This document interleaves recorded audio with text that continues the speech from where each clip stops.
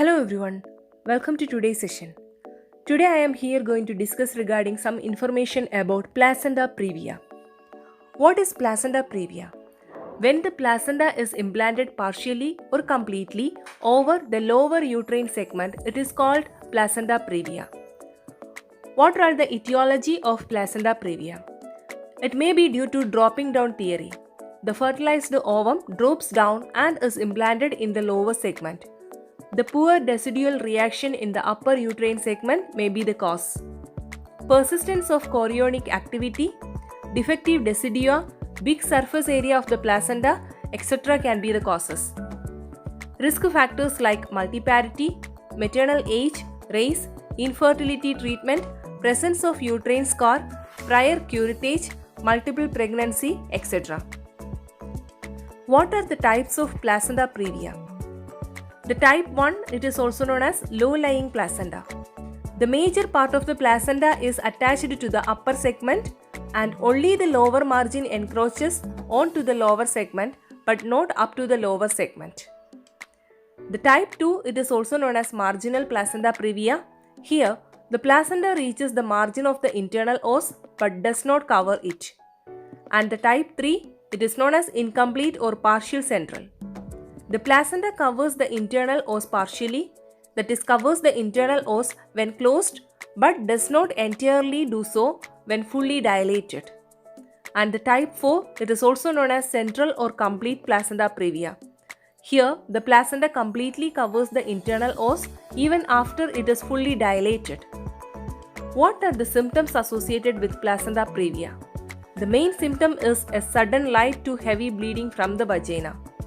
Apart from that, we have cramps or sharp pains, bleeding that starts, stops and begins again days or weeks later, bleeding after intercourse, bleeding during the second half of the pregnancy, etc.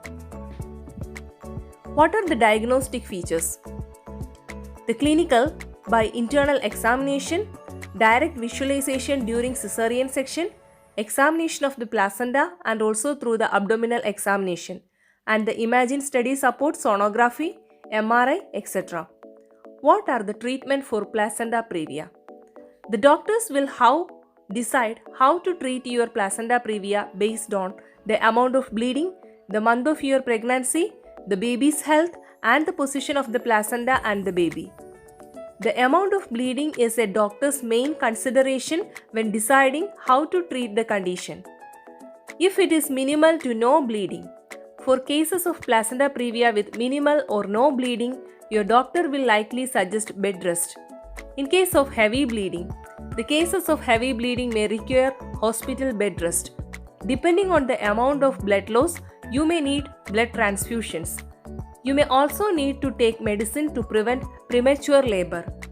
In case of heavy bleeding, your doctor will advise a cesarean section be scheduled as soon as it is safe to deliver, preferably after 36 weeks. And in case of uncontrollable bleeding.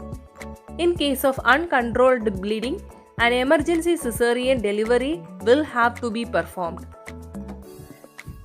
Some of the complications of placenta previa, which include major hemorrhage or bleeding for the mother, shock from the loss of blood, fetal distress from lack of oxygen, premature labor or delivery. Coping and support for expectant mothers. A placenta previa diagnosis can be alarming for expectant mothers. Get educated.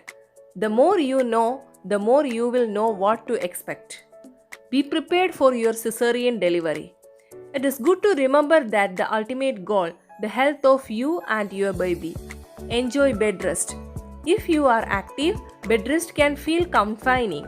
However, you can use the time wisely by catching upon the small projects such as putting together a photo album, writing letters, reading about your upcoming lifestyle changes, etc.